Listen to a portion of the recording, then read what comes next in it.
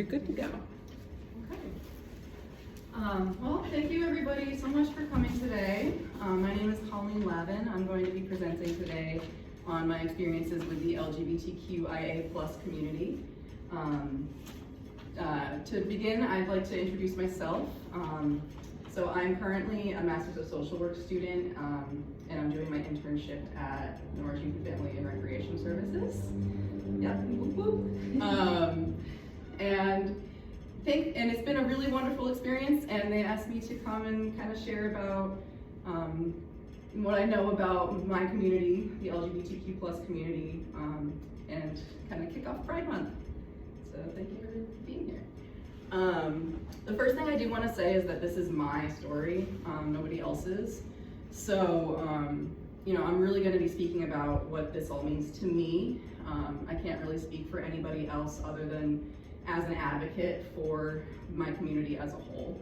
So I just wanted to point that out, that I'm not trying to explain everything that could possibly be experienced by queer people, but hopefully we'll all walk away here knowing a little more about the community.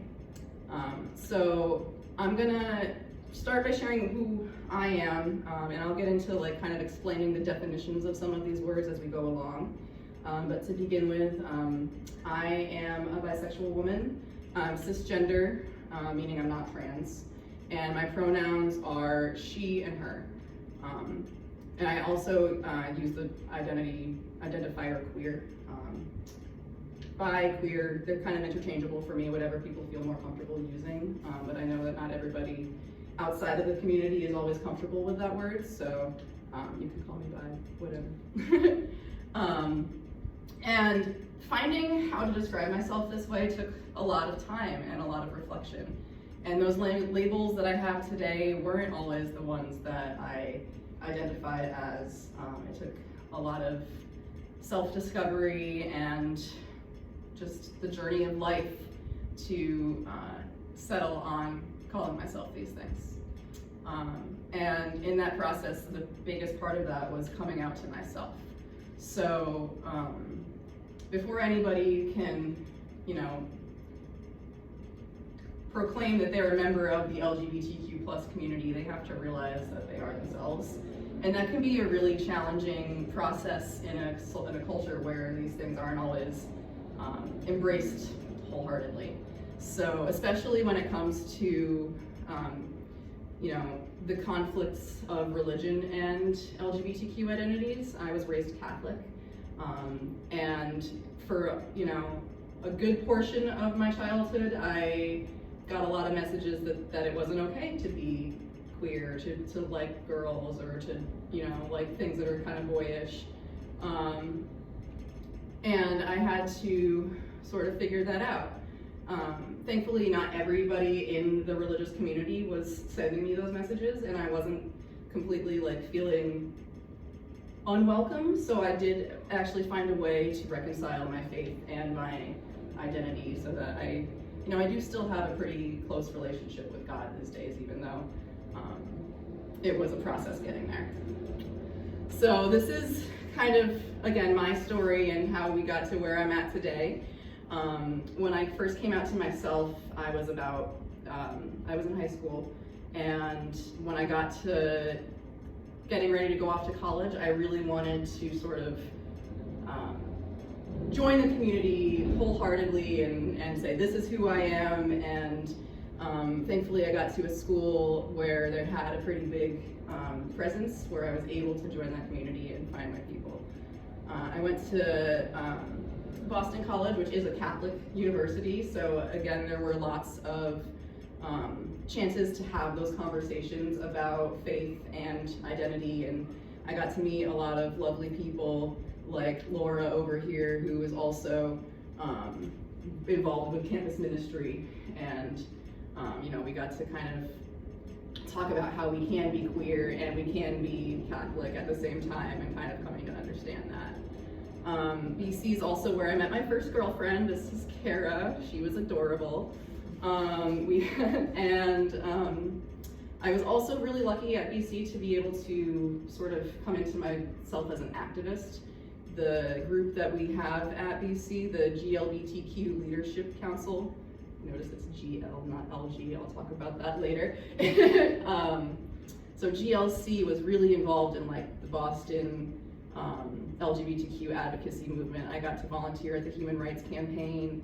This is us marching at the first time BC joined the Boston Pride March. It's back in 2013, I think. And then kind of just to bring it to full circle, I also have a picture here of me today with my current partner, Adam. So just kind of to show like, this is how it all culminated into the person you see standing before you today. Oh, excuse me. Okay. So now that you know a little bit about me, we'll get into, I think what everybody really wants to learn about is just kind of understanding the community. I know that there's been a lot of confusion over the years in certain corners about, the changes in this acronym and what's the right way to say it. I see people get tongue-tied sometimes, and then they, people sometimes when they get tongue-tied get very nervous and apologetic, and it's okay. I get tongue-tied sometimes going through all of this too. I don't always say LGBTQIA+. I try to because I want to make sure I'm communicating that all of those identities deserve to feel included. But sometimes, I do get a little tongue-tied and I just stop at the T, say plus. There also has been some conversations in more recent years of going to just Q+, which I think is kind of a cool idea, but I think just in general, the language that we use matters, but what matters even more is the sentiment behind it, and if you show that you're trying to be inclusive with your language, then I think that goes a much further way than just getting it right every time. So I will give a quick definition of some of these, just to kind of catch everybody up to speed so we know. So I think everybody's pretty familiar with the LGBT. Lesbian is a woman who exclusively is interested in other women. Gay is usually used to describe men who date men, but it can also be used as an umbrella term. Sometimes, we'll in the community we'll refer to ourselves as gay even when, like for me, gay doesn't actually describe my preferences, but it does describe the community I'm a part of. So I'll be like, I'm sub-gay doing this or that fits some silly stereotype.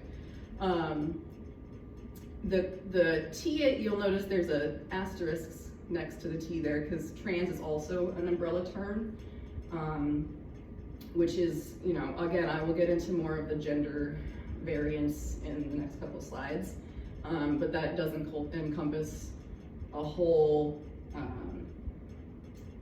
group of different ways to be trans.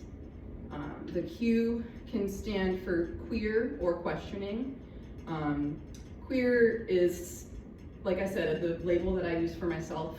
I like it because it's intentionally kind of vague. Like it doesn't say this is the exact definition of queer. It just says I'm a person that doesn't exclusively feel attraction to the opposite gender. There's room for some fluidity and some just openness, which a lot of people, including myself, feel much more comfortable with than saying this is exactly what it is. Intersex is a term for somebody who's born with sex characteristics that don't line up directly with male or female. You might have heard the term hermaphrodite in the past. That's no longer considered really the most considerate language. Intersex is more inclusive. And then asexual is people who are not interested in sexual or don't have sexual attraction to any gender. So that's the LGBTQIA. And then the plus, I listed some of these: pansexual, non-binary, gender fluid, demisexual, and I can define any and all of those if you want, but I think the list goes on, and more helpful might be to just give you a glossary that have a link to like every single word and what they mean. But if anybody has a particular question about any word up here, I am happy to answer it. Can you explain two-spirit? I remember learning about this in college, but I forgot. Yeah, thank you for asking, actually, because I did want to touch on that one. Two-spirit is an identity that's specific to Native American cultures.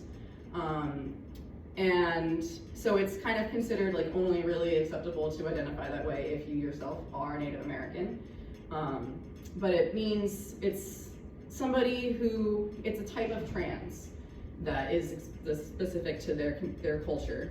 And the idea is that we all have some male and female aspects to us, but these people that are two-spirit have an embodiment of the spirit of femininity and the spirit of masculinity together in one body. And they're often regarded as,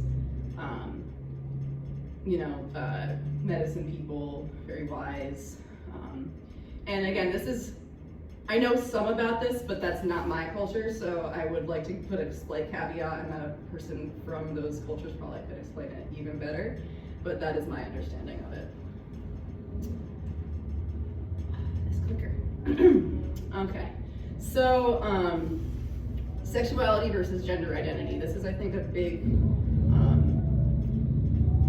point that people get a little stuck on, I think, when they're not as familiar with the community. So this is a graphic that I absolutely adore, that I've used in a lot of the support groups and youth groups that I do with LGBTQ youth. And it's just a way to kind of conceptualize all of our different identities. So before we started this NYFS, we're talking about how we're all on the spectrum. Even if you're a straight person, you have a gender identity. You might be female, you might be male, and these other spectrums would be, if you're cisgender, would be, down on this end, where whatever gender you were born as and identify as would be filled up to the end. For somebody who maybe was born with an identity they don't identify as, like for instance, the lovely Janet Mock here. I actually got to meet her when I was at college, and I'm just still smitten.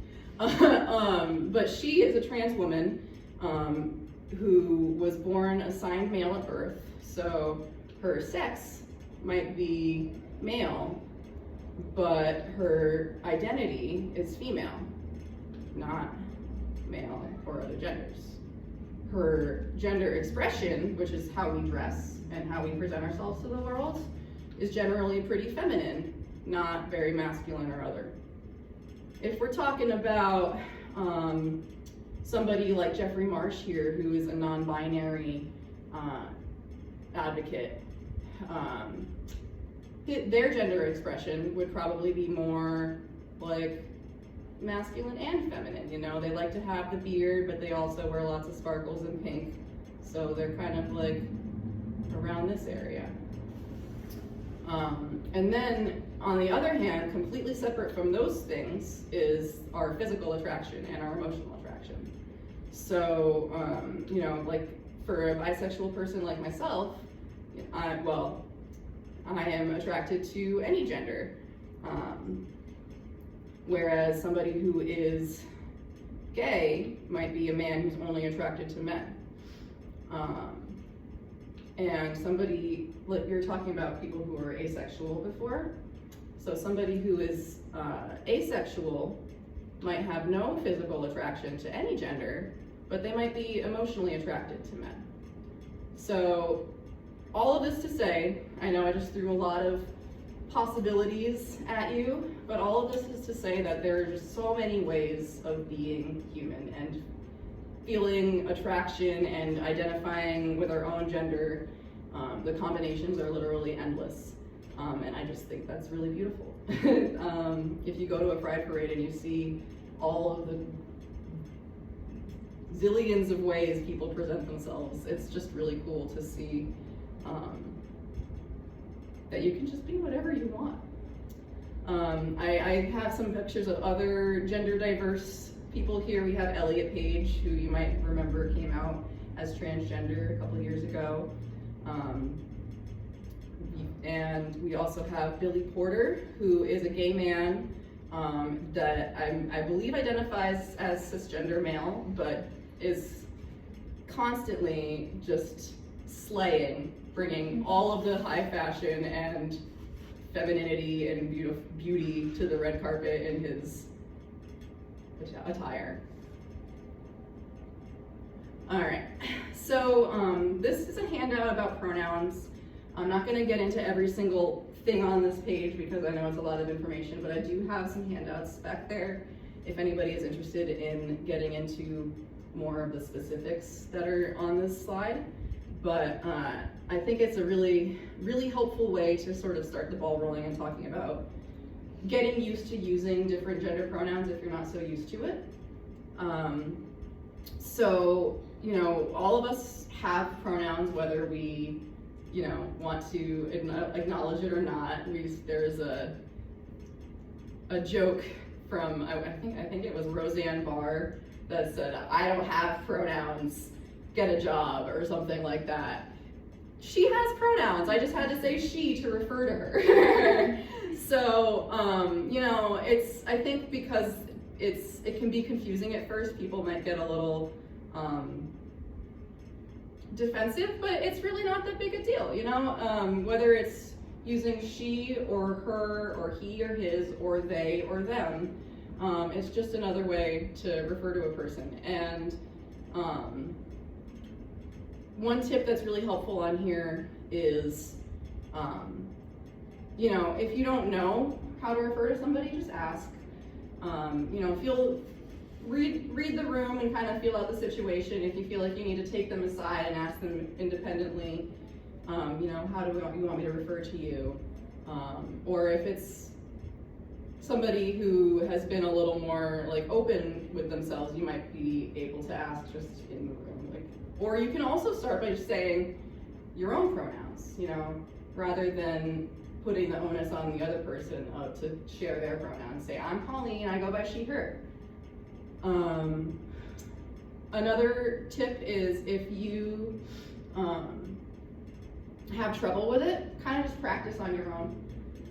You know, if I like to do this by just sort of watching people walking down the street, and if I, you know, I notice their shoes are cute. I might initially think because the person's wearing a skirt and high-heeled shoes that they'd go by she, so I think her shoes are cute. But then I notice what I said in my head, and maybe they don't identify as she just because they're wearing high heels and a skirt. So I would go, "Their shoes are so cute," in my head, and just correct myself. And because it's all about just habits, you know. You were saying before we started talking about how it was drilled into our heads in 3rd grade that we don't use they, them as a singular pronoun. And, you know, it was back then, and that's okay, because what matters is that we see that you're making the effort to try to learn.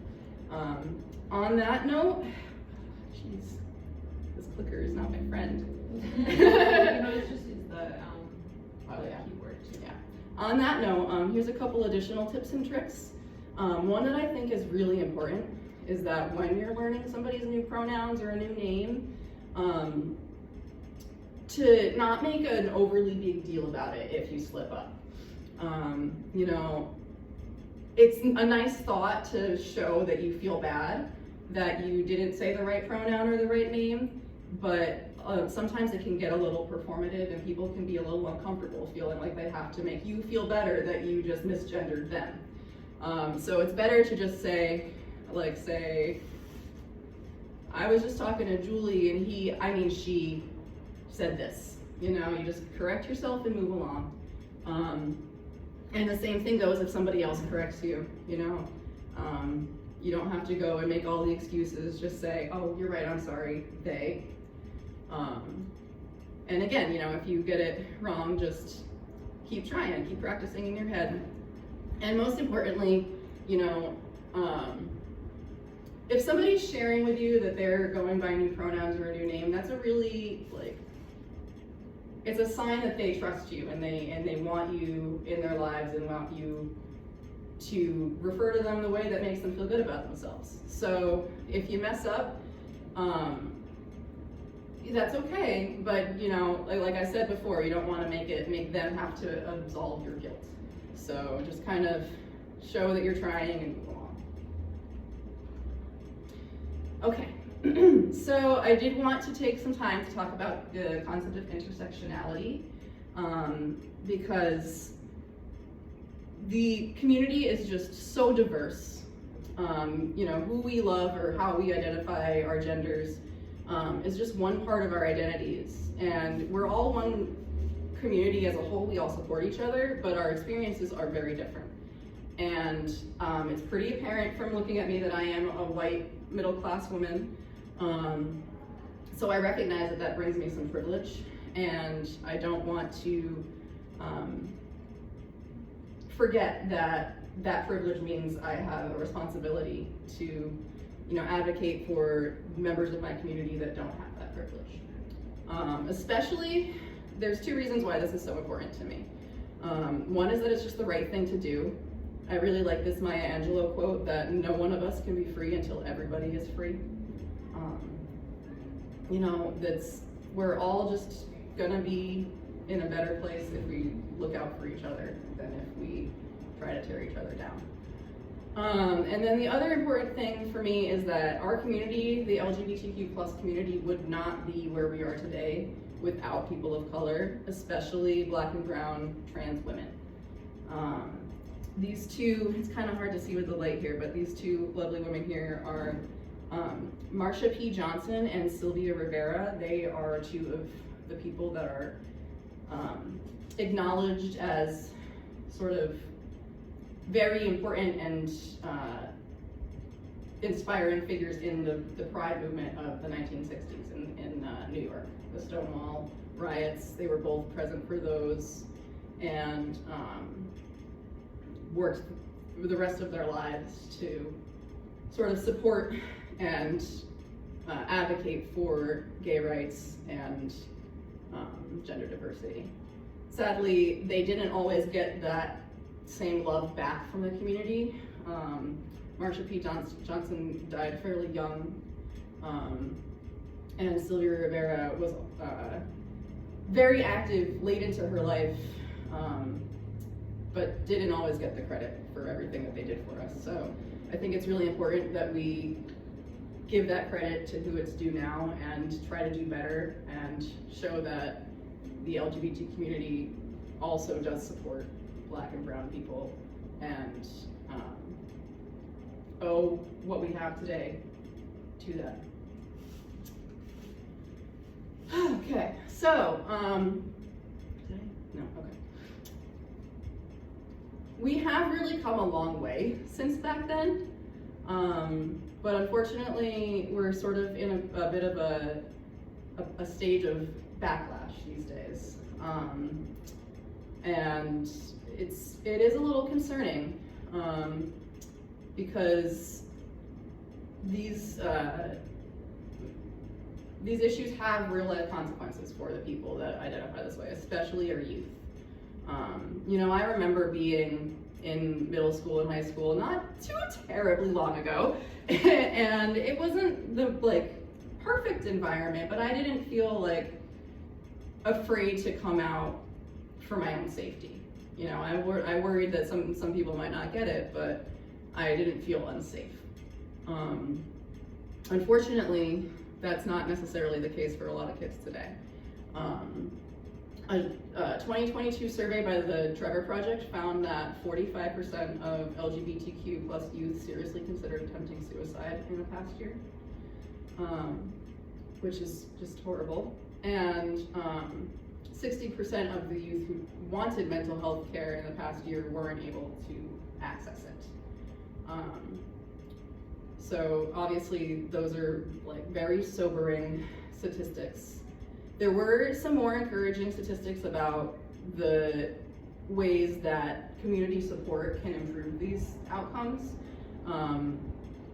Students that felt that their school was more supportive and more inclusive of LGBTQ+ identities had a lower rate of these suicide ideation and mental health concerns, as did students whose felt that their communities were supportive of them. So we can do something about this. You know, we might not be able to solve the problem overnight, but by showing kids that we care about them and their identities and that we support whoever they are, really does have positive outcomes. And then this is also some more statistics about the school environment. So right now it's really not the best time. We have work to do. So 52% of LGBTQ+ students consider dropping out considered dropping out of school reported having a hostile school climate as the reason. And 72% of students reported no LGBTQ+ topics in any classes. You know, I know that there is a lot of debate going on these days about, you know, what's appropriate to talk about in schools and what books are appropriate for kids to read and what they should have access to. But being able to see yourself in a story has effects that I can't even put into words. That representation makes such a difference in the mental health of any identity. So we have our work to do. And the last thing I wanted to talk about was just stereotypes. Some of them can be more harmful than others. They exist in both the main community as well as within LGBTQ communities, and they're usually not very helpful. Whether we fit that stereotype or not, that can be an invalidating experience. So, for instance, the idea that gay men are very feminine. That's a stereotype that I think we're all pretty familiar with. It's pretty common, and sometimes it is true. There are gay men that are all into pink and sparkles and Britney Spears and makeup, and that's fine. There's no reason why those things should be a problem, but because they feel like they fit a stereotype, it can feel like, oh, I'm not being my whole self, or I'm not being a good enough, well-rounded person because I'm fitting a stereotype. On the other hand, when you don't fit the stereotype, you can feel isolated and alienated. Some of them are even really hurtful. Like, this was one that I hear fairly frequently, is bi people are just greedy. The idea that, you know, because we're attracted to more than one gender, that we're just trying to snatch up every single person on the road so nobody else can have any. Clearly, you know, that kind of makes me feel a certain way. But it's also just getting in the way of people seeing me for who I really am. There's also some that are kind of, you know, this one is really dangerous. This stereotype that trans people are deceptive, that they're mentally ill, results in some very scary and violent statistics about the lives of trans people. There is a lot of violence that can be attributed to people feeling like they were deceived by a trans person when they find out that they're talking to a trans person or engaging with a trans person. It becomes very concerning very quickly. So that's one that we really need to unpack and get people to reconsider. On a lighter note, we have some silly ones too. We joke that, you know, we're always running late. And I'm definitely guilty of this one myself. You know, if I'm stuck behind walking down the street and there's people in front of me that are walking kind of slow, I'm always running late, I'm so gay, why can't these people that are straight walk faster? And obviously, like, it's lighthearted and I don't really mean that, but like, it's keeping me from acknowledging that maybe I probably should have gotten out of bed 10 minutes earlier. So all of these stereotypes hold us back. So I think it's helpful to consider those. Oh, I lied. I said last thing, but this is the last thing. So tips on just how to be a better ally. And I think this goes for people both within and without the LGBTQ plus community. I think the most important thing is just to listen, because as I've been saying throughout this presentation, we're not a monolith. Not everybody has the same preferences. So if you're not sure how somebody wants to be referred to, or if a certain comment or joke or something might make them feel unseen, ask. I think that just communicating and feeling like the people around us are making an effort makes such a big difference. Also look for ways to educate yourself. So this presentation was very just the surface of sort of the community, and there were a lot of references to things that you can do. You know, you can look up the glossary of terms.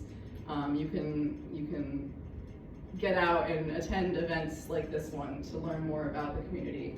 And I think that showing that effort again makes it so clear that we're supported and does a lot to strengthen our communities. And also just be patient with yourself and with others. You know, the language is constantly changing. We're all, even within the community, we're all learning and adjusting as we learn better ways to talk about ourselves and our people. So if you hear somebody say something that you think is not very considerate or maybe a little problematic or discriminatory, feel free to challenge them on it, but remember that everybody is learning, and we're more likely to make another ally if the way that you challenge them is with kindness and by saying, hey, maybe there's another way to talk about this, rather than accusing them of being a homophobe and canceling them, you know? So, yeah, don't be afraid to point it out if you hear something, but do so thoughtfully. Okay, does anybody have questions? Comments? Great job. Thank you so much for attending.